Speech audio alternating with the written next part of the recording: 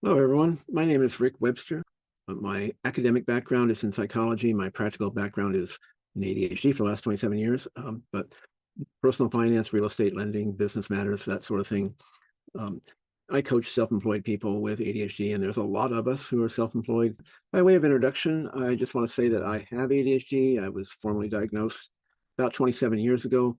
Two of my four kids have ADHD.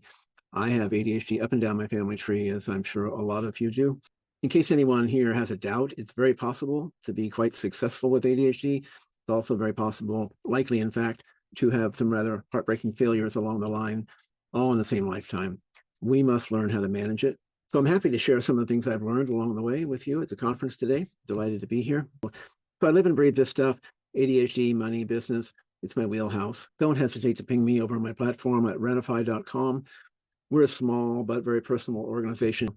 If you send me an email over there, I will absolutely see it and respond. I want to talk today about the ADHD tax. I want to talk about what it is and what it isn't, how to recognize it, how to see it coming. We do get blindsided very often by things, so we want to get some pre-notion of what's going to happen and what might happen and what we can do about it, and especially what we can do about it. I want to identify some solutions to this. We will be talking about the problem, but mostly we're going to be talking about what to do to solve that problem. So ADHD symptoms are a manifestation of executive function deficits relative to the general population. The good news is that there are remediations for every single impacted executive function that we have. Response inhibition, sustained attention, cognitive flexibility, working memory, planning and prioritization, time management, self-monitoring. Every single one of these, there are remediations for it. There's a lot of technological help we can get, and then there's other behavioral things that we can do for ourselves that will make this work much better for us. So I'm not saying it's easy. It starts with you going out and getting a full diagnosis to rule out other conditions. That's crucial in my opinion. I think it's almost tragic that people read a book and they stop right there and they, oh yeah, I have ADHD, and then 20 years later they haven't made any progress.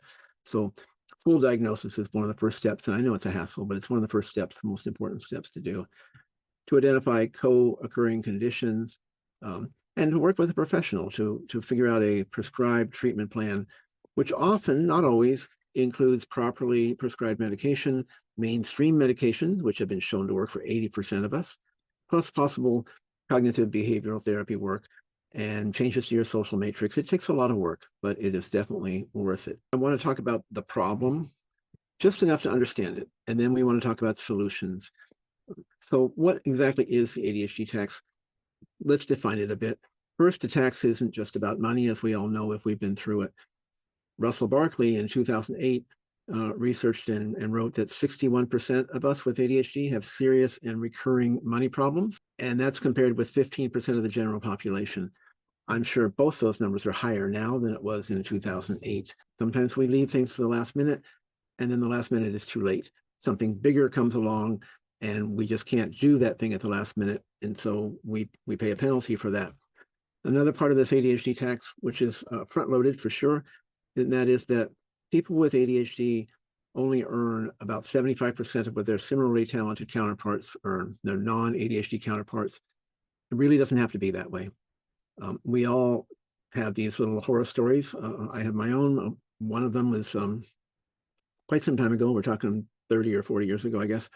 I had $800 worth of speeding tickets, 3 different tickets, and they turned into over $11,000 over the next 4 or 5 years, and a not so fun invitation to the courthouse, because if you ignore these things long enough, pretty soon they send you increasingly intent nasty mail.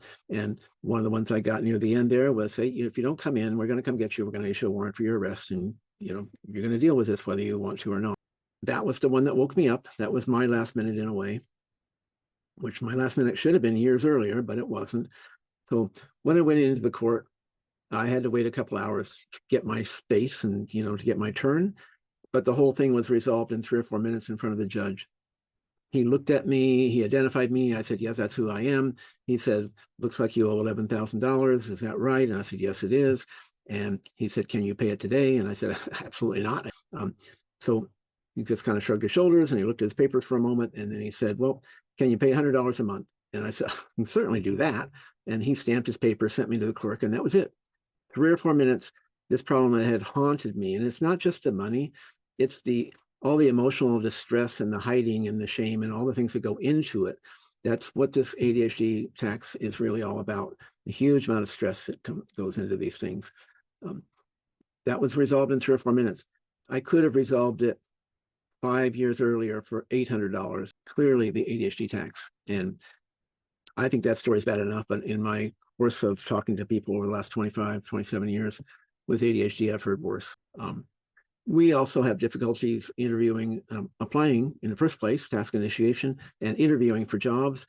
We sometimes want to explain and over-explain and, don't really listen to the interviewer.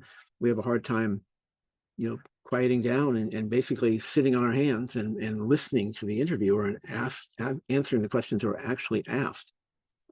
So again, part of the ADHD tax is partly why we earn less, because we have a hard time. Some of us are really good at interviewing, and that's another problem, because sometimes we're so good at interviewing, we get ourselves into jobs that we can't do. We get into that imposter syndrome thing where we've qualified to get into something that we're not really qualified for.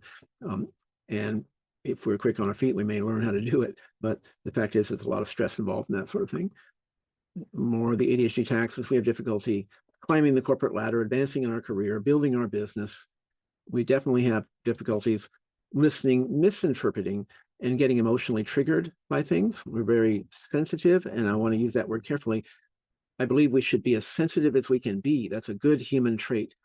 But oversensitive is when someone says something and they didn't mean to insult you, but you feel insulted, and now you're triggered, and now you're off to the races with some emotional issue that's going on inside of you, not inside of them.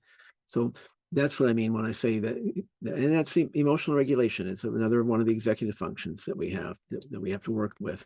So we want to be very careful about all those things. Difficulties in preparing. We don't apply for things on time. Sometimes we don't apply correctly. We don't fill in the form completely, or we put extra stuff in there that doesn't belong. So basically, paying this ADHD tax is an ugly reality for most, if not all, ADHD adults. And it's especially true when our support structures and our awareness of ourselves and our condition is weak. Self-awareness is a huge issue in the ADHD community, and we're going to talk a little bit more about that soon before this talk is over. But we are notoriously poor self-observers. I don't want to make anybody paranoid, but the fact is, if you can't get out of your own bubble, you're not seeing yourself the way everybody else sees you. And so we have to be able to do that for ourselves. Next, I want to talk about the problem underlying the problem. We've talked about what the ADHD tax is, but those are manifestations. Let's talk about the problem underlying the problem. Let's talk about one of the foundational reasons why problems persist of all sorts. And by the way, here's the ironic thing about problems. You've probably heard the phrase, what we think about grows. Here's the thing. If we're always thinking about our problems, they don't get resolved. They grow. In fact, more problems appear. You've heard it. You heard it right. The excessive thinking about our problems begets more problems. If we're stuck in a rumination loop about the problems, we are not using our creative brain power to find and execute on solutions. In fact, the ultimate counterproductive tactic we employ is worry. Worry has never solved a problem. It has wasted copious amounts of rational horsepower and emotional bandwidth that could have been employed working on solutions. So in the slide there, do you see this guy jumping over the chasm? Do you think he's thinking about the chasm and the drop, or is he thinking about the other side? Which way is he looking? Is he looking down, or is he looking over? Thinking about the drop would make it less likely that he would make it. Focusing all of your attention on the solution gives you a better chance. So we must think about the problem enough to understand it. He needs to know how far it is. He needs to know what his capabilities are, et cetera, et cetera. A lot of different things he needs to know.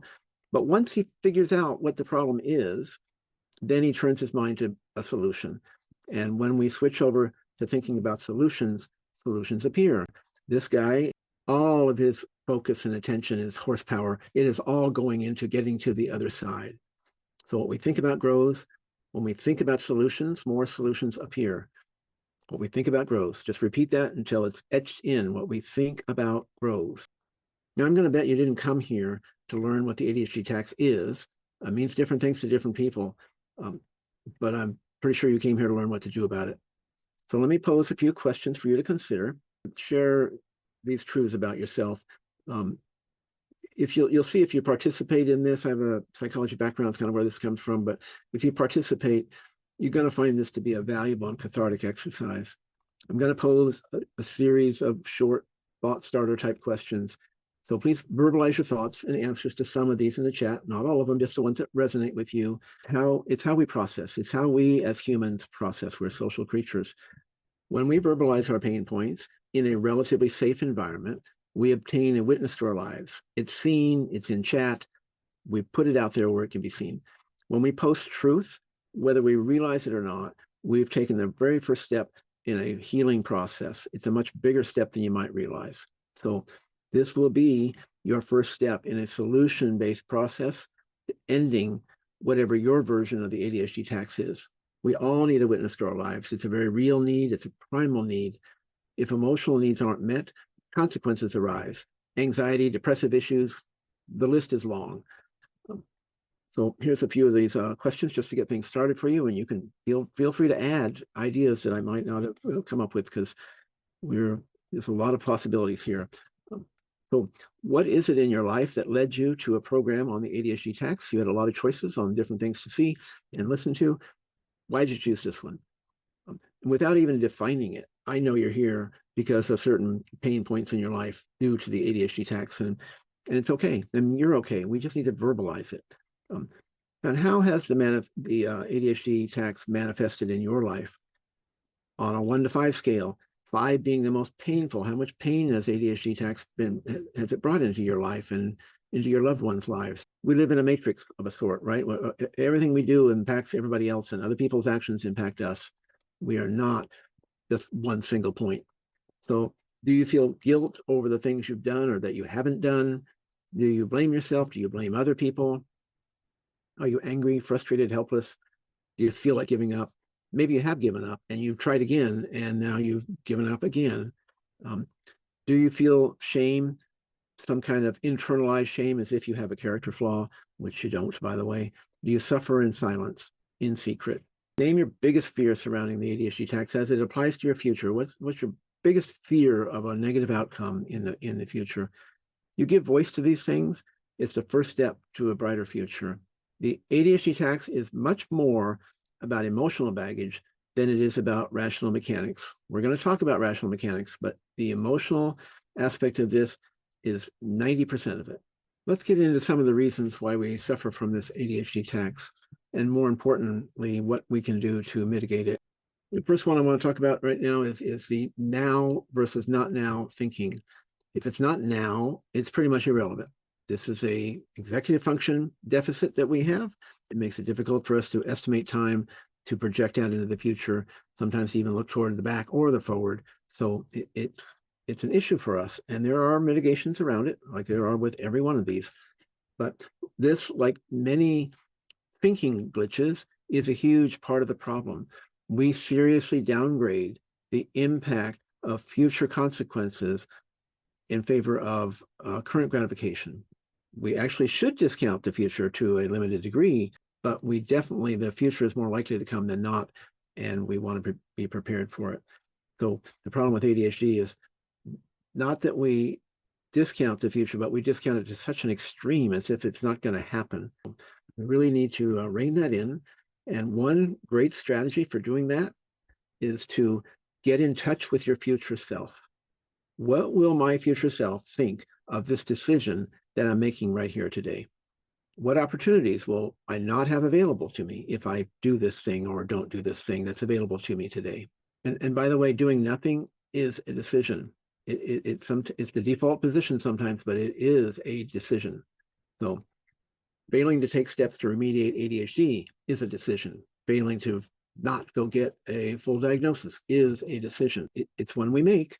But again, now versus not now. What will your life be like 5 years from now? Next aspect of this, which is the thing we're all familiar with, I suppose, is money stress. Another aspect of the ADHD tax, money stress, chronic and inescapable. And by the way, chronic and inescapable is a recipe for trauma. And lots of us, we have trauma around money, small t trauma around money, which causes us to make, again, irrational decisions because they're emotionally based, and they're sometimes based in things that are deep within us that we're not even consciously aware of. So you want to ask yourself if you have trauma around money, and if you do, and it's impacting you, probably want to seek out some kind of level of therapy for that. People with ADHD have shortened life expectancies. A huge portion of that is money stress, chronic and seemingly inescapable. And it's from it's from making some bad choices, but it also leads to bad choices, and it leads to deferred health care and self-loathing and poor diets, and just I don't care if I take care of myself kind of attitude. Money stress diminishes life satisfaction. It makes it hard to be emotionally available for your kids and significant others. Money is largely, not completely, but largely a deficiency need. When you have enough, the stress levels drop dramatically. You don't need a lot. And that's our society convinces us that we just need more and more and more and more. And that's just not the case. If you want to be deeply happy, not the surface level, but deeply happy and satisfied with your life, more money isn't going to do it for you. So you don't need a lot. You only need to manage it well, which can be emotionally challenging, but it is mechanically easy. Next piece of this ADHD tax puzzle I want to talk about is missed career opportunities. We earn 75% of our similarly talented counterparts, and there's reasons for it. One of them is that we miss opportunities due to forgetting, fear of rejection, thinking we have more time. There's all kinds of pieces to go into this. And again, there are mechanical solutions to these things. There are timers and alarms and accountability partners and people who can be your cheerleader and body doubling workshops. There's all kinds of ways to accomplish this difficulty with task initiation and response inhibition. Another area where we struggle is job loss. Not only do we have a hard time getting the job and interviewing for the job, but we sometimes have trouble keeping the jobs. Many of us have seen people of lesser ability promoted around us, and sometimes we're puzzled. We do need to get into that and understand what's happening there. And we are notoriously poor self-observers. So if that kind of thing is happening to you on a regular basis, or even more than once, you really want to get in and ask people who would know, who will tell you the truth, what the problem is. Why am I being perceived in a certain way? We want to get out of our bubble, out of our comfort zone. Being oblivious is not a success strategy. And being afraid of legitimate criticism is not a success strategy either. Criticism is a healthy thing, and we should be able to deal with it. We should be able to accept it. Next piece here is credit profile damage. I can't tell you how many times I've dealt with this at Renify. It takes moments to trash your credit, and it takes years to recover. The solution here is to really be in touch and realize that not all negative feelings are negative. We feel pain for a reason.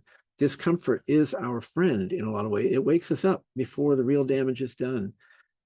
For example, if you have a pile of nasty letters from the IRS that are unopened, that's just pain ignored. Little metaphorical story here. If you hear rustling in the bushes, you're out in the African savannah, you hear rustling in the bushes, it creates anxiety. The rustling in the bushes creates more anxiety than actually knowing what the problem is. That pile of nasty letters from the IRS causes you more anxiety than if you opened them and found out, yes, there's a problem, but now I know what it is. This is what we talk about when we talk about solutions as opposed to problems. We don't know what's going on there. But once you recognize what the problem is, then you go to work right away on these solutions. Until you know, paralysis appears. And that paralysis will not just impact you getting back to the IRS in this case, it'll impact a whole bunch of other things in your life as well. Next one here I'd like to talk about is impaired self-esteem, leading to the imposter syndrome, leading sometimes to extreme sensitivity to criticism, even to a shadow syndrome of RSD, rejection sensitive dysphoria. I'm not saying it is RSD, but it's kind of a shadow syndrome of it, right? But most of us are sensitive to rejection, and it's just natural. So, and we can become hypersensitive in a way when our self-esteem has been damaged. Next piece here is compromised relationships. Untreated and unremediated ADHD is disastrous for relationships. And it's not just the ADHD and the difficulty getting along with someone else, but the money issues and all the other complications that go along with it. Another component of this ADHD tax, which is really insidious, and it's delayed health care. It's huge, it's tragic, and it's avoidable. Postponing or ignoring medical issues it is that intention action gap. Russell Barkley talks about the back part of the brain being the part that knows, front part being the part that is the conductor of the orchestra, so to speak, and functions as the executive in our brain to say, what are we going to do? What are we actually going to do? Not just think about. It's worse. It's quite a bit worse when ADHD is involved. Medical compliance is a known issue. We put things off, and sometimes we put them off because we don't have the money. Sometimes we put them off just because we don't want to deal with it. This now versus not now thinking comes into this. These are all executive function issues. Impulsivity. Impulsive decisions are not all that good for us as the well thought out ones are. And I've heard people say, well, I make my best decisions when they're snap decisions. That might be, but there's nothing wrong with mentally thinking about your snap decision and then saying, okay, that's what I think I want to do. I'm going to wait a day. If it is the right decision, it'll still be the right decision tomorrow. You don't have to do it immediately, because the emotional mind, in a sense, metaphorically thinks in pictures, in a flash. We've all been triggered by something someone said. That's your emotional mind. Rational mind came along later in the evolution, and it thinks in words, speed of sound. Think of it that way. And the emotional mind is much bigger and more powerful than the rational mind. So we've got to give the rational mind a chance to catch up and put its 2 cents worth in here. We'll talk just a little bit more about what gets in the way of the solutions. Sometimes we know the solutions, but things get in our way. One of them is fears and feelings that prevent us from taking action. Those are often shame, which is kind of about who you are, how you feel about who you are, and guilt, which is how you feel about maybe things that you have done that you feel badly about. Learned helplessness. A lot of people with ADHD suffer from this, where they've failed a few times and they have learned that nothing they do is going to make a difference. And first of all, it's usually incorrect, but they have learned that, and it makes it much more difficult to take action. Next piece of this is hiding. We don't feel okay enough about ourselves that we're going to maintain a facade of okayness. We're going to pretend like we're okay, even though we're not. We're falling apart inside, but we want to belong to this particular group, and so we pretend. You may find out that your other people are pretending too, because this is a very common thing. It's not just for people with ADHD. This is imposter syndrome kind of thing. We really need to get real, and we need to stay real. It's a simpler life, and it's a better life. A little more about what gets in the way of our solutions are poor habits, lack of structure, disorganization. These are all foundationed by executive function deficits to some degree, and they're all, we can remedy them all. We have to be willing to work at it, but we can remedy all of them. It can also just be a lack of good habits. Certainly, we talk about executive function deficits. I think we have structure deficits. We don't like structure. We rebel against it. We think that it's restricting us, when in actual fact, structure sets us free. It's like a budget. A budget is not restricting you in a big sense. It's actually setting you free. It's enabling you to live the life that you want to live, rather than the one you're stuck living because your money is just hemorrhaging out of you and you don't even know where it's going. I always say to people that I work with, I don't ever want to wake up in the morning not knowing what I'm going to do. If I don't like what's on the plan, I can jot it down in the margin, and I will talk to my CEO self later on in the evening while we're doing the planning and say, that didn't work out so well. I'd like to do something a little differently. Another piece of this puzzle for us is, we call it difficulty in prioritizing, but really I think it's a failure to break down projects into their smallest discrete tasks. It feels like a waste of time sometimes to do the planning in that kind of detail, but that's what works. If you've got your planning down to discrete tasks, you will complete those tasks, which complete your objective, which complete your goal, which makes you happy because you align that goal in the first place with your values. It's a cascade of things to do that has been true for 1,000 years, and it's still true today. Everybody has different language around it, but that is how it works, right? You know what your values are, establish your goals based on those values, establish a bunch of objectives, which are really SMART goals, specific, measurable, etc., around achieving that goal, and then break that down into discrete tasks. And then you run the playbook. So Stephen Covey, planning with the end in mind. So it's been true for 1,000 years. It's true today. It's true whether you have ADHD or not, either way. But if you have ADHD, we really need to compensate for these executive function deficits, and planning in that way absolutely compensates. Okay, this next one, I can already see people rolling their eyes. I can't overstate it. Getting diagnosed is crucial. Too many people, they read a book and they take the little inventory in the back and they say, hey, I got 49 out of 50 of these things. It looks like I have ADHD. And that's as far as they go. They might have ADHD, absolutely, but it's estimated that 30% of the people who think they have ADHD because they read a book and talked to their friends actually have sleep apnea. They have a sleep deprivation problem.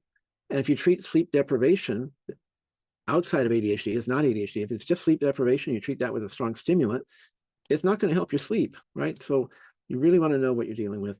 So you know what the co-occurring conditions are, and then you get properly diagnosed. Then you get properly prescribed mainstream medications, been shown to work for 80% of us. I know there are a lot of alternatives out there, a lot of alternative treatments. Half of them are scamish, and the other half have not been proven. If I have something that's making a mess of my life, I want to go with what's proven. 80% chance it's going to help your life. It's not going to do everything. It takes more than just medication, but it will, 80% chance it will help your life a lot. If you only do medication and you don't do all the other work, the medication will cease to work after a few months. But the medication will open a window and help you work on things. It's just really, really important. So again, if ADHD is a problem for you, it's probably been a problem one way or another your entire life, depending on what situations you're in. And by the way, the symptoms of ADHD are situational. You can be in law school and just pulling your hair out, trying to read all the books and take tests, or you can be driving a taxi and be happy as a clam because it suits your life. And I know because I was doing both of those at the exact same time. I was driving a taxi to pay for my bills, and I'd gotten into law school, which was a mistake. I realized that shortly after I got in. I said, this is not me. I need to bail on this, which I have a hard time bailing with things. I'm very persistent, but I recognize that I was in the wrong place. But the exact same person, me, I would do fine driving a taxi, but I was just, my ADHD was all over everything when I was trying to get my work done for the law school stuff. Another big piece of this, and it may have to come before the diagnosis for some people, I don't know, but it's the awakening. That's what I'm going to call it. This feeling that this is not my life. My life is over there. I'm stuck here. I don't know what's going on, but I'm stuck. Investigate that. We need to be curious and we need to look into it because it's happening for a reason. And we are the common denominator. The rest of the world, it's not the rest of the world's fault, right? We have to say, what am I going to do about this thing? You can go from practically being debilitated by ADHD to living a very thriving and successful life. If you want to move forward, you got to get out of your own bubble. There's just no way around that. You cannot. Who was it? Einstein said you can't solve a problem with the same thinking that got you into it. So we got to get out of our own bubble. And it's okay to listen to experts. Experts are experts. They know what they're doing, and they may not always be right, but they're more likely to be right than somebody who doesn't know what they're talking about, which if you've just been diagnosed, that would be you. And then systems and routines for moving forward. Everything works better with systems and routines, ADHD or not. Everything works better. Goals, by the way, won't get you there, right? Goals are great, but that's the mountain you're trying to climb. It's the systems and routines that'll get you up to that mountain. And then medication, mainstream medication, behavioral modification therapy or cognitive therapy is also good. And don't underestimate the value of creating an ADHD-friendly living environment for yourself. Make sure the people around you are being good to you, and it's reciprocal. You have to do the things you promise to do, but make sure that you're in an environment that isn't completely stressing you out all the time. Declutter your home if it's cluttered, because whether you realize it or not, a lot of clutter around, it's just a background level of noisy stress, just happening to you all the time. So create an ADHD-friendly living environment for yourself. The exercise that we did earlier, verbalizing pain points, we don't do that for sympathy, right? We do that to come out from behind the shame curtain, to be real, to accept who we are ourselves, and to find people who will accept us as we are and who we are.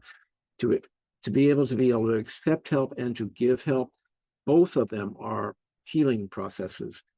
I think we have most often created a protective facade around ourselves. And it was protective in third grade when we wanted to belong and we needed to belong, because marginalization is extinction in some sense, certainly unconsciously, from an evolutionary standpoint. So we didn't want to be marginalized. We needed to be in the group, so to speak, in third grade. But as an adult, it's a prison. So we need to crack that shell. We need to get out of that. And you need to free yourself from that. No one else can. You built this facade. It's solid brick wall, right? So the only thing that's going to crumble that wall is you from the inside out. So we got to get brave. We got to be who we are. We got to accept the fact that some people won't like it and they'll go elsewhere, but other people who are well matched to you will show up in your life. If you're out there participating, volunteering, you're in the work world, whatever it is you're out there doing, people will see that you are someone they relate to. You have a little bit of chemistry, and next thing you know, you've met somebody new that's well aligned to you, as opposed to other relationships. If you're living this life of an imposter with this facade, relationships are very hollow and they're not going to be very satisfying. Okay, this next one's pretty big because we do have this now versus not now mentality. It's either now and it's crucial and it's urgent, or it's not now and it's just pretty much irrelevant and we don't pay any attention to it. So we need to get our future self involved in these decisions that we're making. What will your future self think of this decision that you're making right now? Are you delaying getting a diagnosis? What's your future self going to think if you've not been working to improve things? What will your future self think of the impulsive and expensive spend that you did on some consumer item when you're having trouble paying bills later or affording a down payment on a home or something to that effect? So we want to get in touch with what would our future self think of this decision that I'm making, or this thing that I'm not doing. What's my future self going to think about? Is it worth it? We really need to develop systems and routines and a support system for ourselves. Support systems to get things done, support systems that will support us in the difficult endeavors that we want to do. That might be people around us. We channel people around us. So we want to be careful who we bring into our social world, for sure. If you're a business person, you want to bring in successful people. If it's personal, people who are going to accept you for who you are and such. So we want to be careful about that because we do channel the people around us. I remember very clearly there were times when early on after I'd been diagnosed and I wasn't sure what to do. And I would say about my coach, I'd say, well, what would she be doing? Well, how would she look at this? And I was able to kind of plant myself in her mind, in so to speak, in some way. And I could make a better decision because I was using her rationale rather than my own. I can't emphasize that enough. We're highly influenced by the people that are closest to us. Sleep, diet, and exercise. If that's your baseline, if you don't have those under control, work on it. Stress management, I would add to that, and lifelong learning, I would add to that. And I add those two things for one particular reason. There's a fairly new study out there, and a meta study. It's a group of studies put together, and it shows that those 5 things are more important than genetics when it comes to preventing dementia in later life. If we let our brain kind of atrophy, and it does if we don't use it, then everything else starts to fall apart. I want to talk about a very interesting concept. I think this is how it works for us. We are in a state of equilibrium, whether we like it or not. We are in a state of equilibrium based on all the forces that are acting upon us at the moment. It's this little matrix of our lives, our friends, our knowledge, our skills, our financial situation, all of it. It all serves to put us right where we are. We're in balance. If we weren't in balance, we would be shifted over somewhere else and we would be in balance. If you think of that as a whole lot of rubber bands, and they're all pulling in different directions and they've stabilized. So let's just say you are one of those rings, not the one in the center, but one of the rings off to the side. And let's suppose you think this is the matrix of your life. This is your universe. You want to be in the center. That's your sweet spot. That's where you want to be, but you're not. You're off to the side somewhere. So if you want to move to the center, you could white knuckle it with self-discipline, and that would work for a while. But all the rubber bands behind you, I'm looking at it as rubber bands, all the rubber bands behind you would tense up, and they would be pulling you back even harder than they were to start with. And all the rubber bands that were attracting you in front of you, they're going to get weaker as they soften up. And eventually, you will be pulled right back to your state of equilibrium because that's where the lowest energy level is. It's where you're comfortable, even if you're not comfortable, even if you don't like it. It's where the energy levels equal out. So if we want to move from one of those outer areas and into our center life, the life that we pursue, that we want to be in, we really have to begin cutting ties with the things that are holding us back and weakening those things and strengthening the things that are attracting us and pulling us in the direction that we want to go in. An example of this in real life would be someone who comes out of substance abuse rehab, alcohol rehab. If they go back to their same friends, the same environment, the same everything they came out of, they will go right back into that life. They will settle right back in where they were, no change, because that's the state of equilibrium. On the other hand, if they let go of some of their toxic and unhealthy relationships, those are the things holding them back. If they attend support groups and they get a sponsor and they do the work, those are things that are attracting them forward to where they want to be, this new, healthier life they're trying to build. If they do all those things, they will find themselves changing for the better without all the angst and stuff. It'll just naturally happen because you'll find a new set point. Just consider that even if you're not happy with where you are there because of all the decisions you've made in your life and all the different things on the outside. It's not all up to us. There's things on the outside that have happened to us and all that. If you want to change, cut ties with the things holding you back, build up the things that are pulling you forward, getting you into the life that you want to be. And I think you'll find it takes less effort than this idea that, oh, if I just get really strong and self-disciplined that I can pull it off. You won't. You might do it for a while, but it will not last. What will last is to create a new set point for yourself, a new state of equilibrium in the area that you want to be in. I want to lay out a cascade, so to speak. If we want to live lives in alignment, where everything lines up, we want to go introspectively, understand what our values are, but we also want to go out and maybe take some of these assessments like the VIA character assessments or Myers-Briggs or 16 personality. There's a dozen of these or more out there, and they're free. And so really get in touch with what your values are, what floats your boat. What if you achieved something in this area would make you feel really good, like you had meaning and purpose in your life. So now you know what your values are. Now you take those values and look at the world that you're living in, and you establish some goals for yourself, big goals, not specific, measurable, SMART goals, big goals. The mountain you want to climb, it's abstract because you've never been on top of that mountain. You've never built a company like that before. You've never invented a certain thing, whatever it happens to be, whatever your mountain is, you establish this goal. You haven't been there before, but you know you want to be on top of that mountain.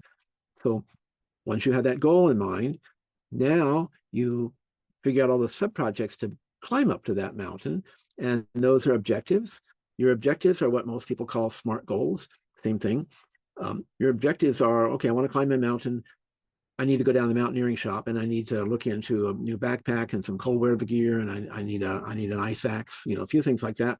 So that's my objective, go to the mountaineering shop. But the objective is a sub-project. It's not one thing. There are tasks underneath it, which I just listed out. I need my equipment. I need to, whatever it is I have to do at the mountaineering shop. Another objective would be I've got to check in with the governmental agency and see what it takes to get a permit to be in that particular area, because a lot of places are impacted and they require permits now. Another objective is I got to get together with my friends to figure out what the best day to go is. A whole lot of objectives, which are sub-projects to the goal. And underneath those objectives, you have specific, discrete tasks. One shot. If it's 2 shots, it's a small project, right? But if it's 1 shot, it is a task. Project is going down the mountaineering shop. Task is picking out an ice axe. When you do that, then you have a clear plan, and you don't wake up in the morning wondering what you're going to do or why you're going to do it. And you have a whole bunch of tasks in front of you. And some of those tasks are really boring and tedious and dull, and you just don't feel like doing them. But you have an overarching reason. This goal, which is aligned with your values, will be attracting you forward. You'll have much more power to do things that you don't really want to do, because you can see the benefit of getting it done and what's going to happen when you climb that mountain of yours. Plan with the end in mind. The end is achieving something aligned with your values. Now you execute on the plan. You do all the tasks. You achieve the objectives. You do all the objectives. You achieve the goal. You achieve the goal. You're happy and your life has meaning and purpose because your goal was to do whatever this thing is that you're doing is completely aligned with your values. So I think a big part of difficulties, and not just with ADHD, but difficulties in this malaise that we have sometimes, is that we have lost track of our values. We don't even know why we're doing things. We were taught from a very young age, just go get a prestigious job, be a doctor, make a lot of money, and everything, you'll be happy. Well, maybe if that's aligned with your values, but there are a lot of people out there doing things like that, and they just can't wait for retirement. My wish would be that you become the I can't, thank God it's Monday person, right? Instead of the thank God it's Friday, I don't have to do this anymore. Be the thank God it's Monday person who says, yeah, I get to go back to do what I love. Yes, there are pieces of it that I don't love, but I love where we're going with it, and we're going to get there.